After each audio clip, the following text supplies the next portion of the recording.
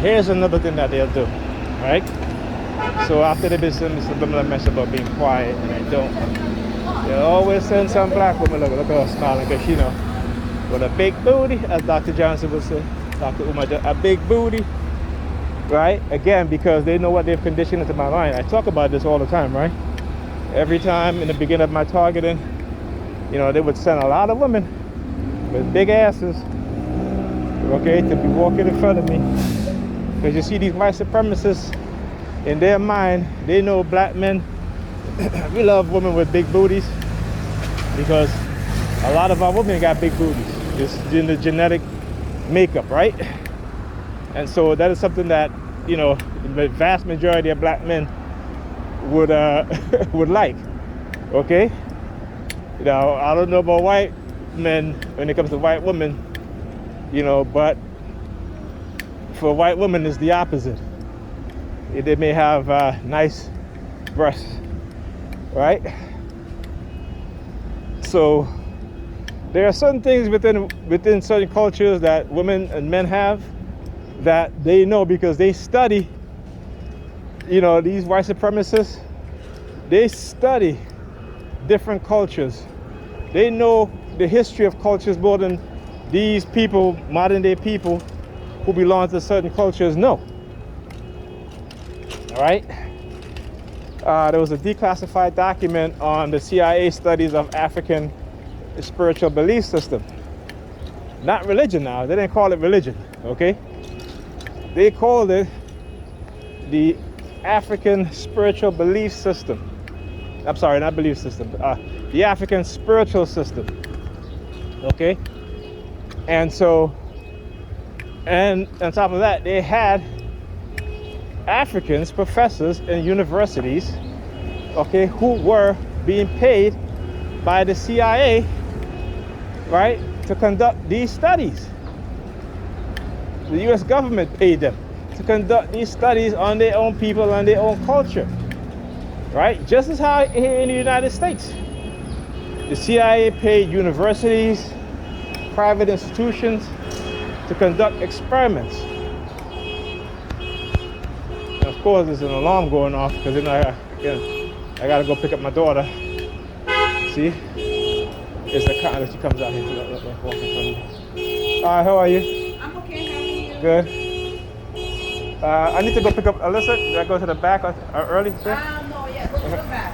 Okay. And you'll call her. All right, thank you. Oh, Dad? Yes. Let me make sure, because I'm not usually here. Okay. Yeah. Of course, they got to send her out here because they know I'm going to ask her because I'm picking her up early. I've never picked up early before. So, like I said, they are contingent. They have contingency for every situations, and every shift or change, they have contingency plans for those shifts and those changes also. I want you to understand this is military precision, military thought in terms of what's being done to us on the psychological level and how these people operate. All right, so I got to go to the back. Okay. So yeah, and the white supremacists within the police departments, who've been trained by the CIA, right? Who've been trained by these soldiers, these special forces, these Green Beret, because they're white supremacists. Believe me, the vast majority of those people are white supremacists. Okay? So when I talk about these things, it's because I understand and I know. Yeah, I know. I'm keeping the phone on you, girl. With the hand signal, yeah. I'm keeping the camera on you so people can see. She starts playing with her ear, but she didn't really talk on it though. But what she did is that she put her hands behind her ear, right, and tried to mask it. Now look at this one here. As soon as I turn around, she goes to the back. She's waiting there now, so she can get her bag. Right. Anyhow, just exposing the shit the way it needs to be exposed. So like I said, this is not about me. It's about future generations that they're going to put people through, and they're going to be able to fight back in the right way and to stop these idiots from continuing to do what they've been doing. Okay? Yeah, so anyway, as I was saying, so again, these people, the white supremacists in the police force, they're highly trained. Not all of them, but there are a few of them, maybe a couple thousand white supremacists. Like I said, we know that, particularly in New York City, that police officers travel to Israel for training, counterterrorism training, and who knows what else.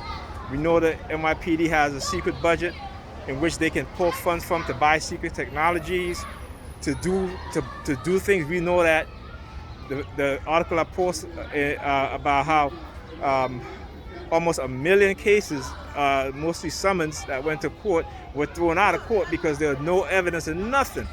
Again, criminalizing people, right? Even if it's a summons or what have you, or a desk appearance, what have you, a lot of those cases, people are actually arrested. So they have an arrest record. This is why you see a lot of police officers are leaving the police force. Because you see, when they stop being looked at, what do? They tuck their tail between their legs and they run. Because they understand their criminality. Right?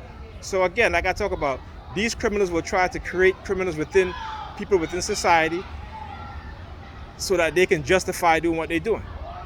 Not understand the covert operations taking place behind the scenes to engage people into criminal behavior, drugging, psychological manipulation, emotional manipulation, so they can justify, their raises, their promotions and all this shit.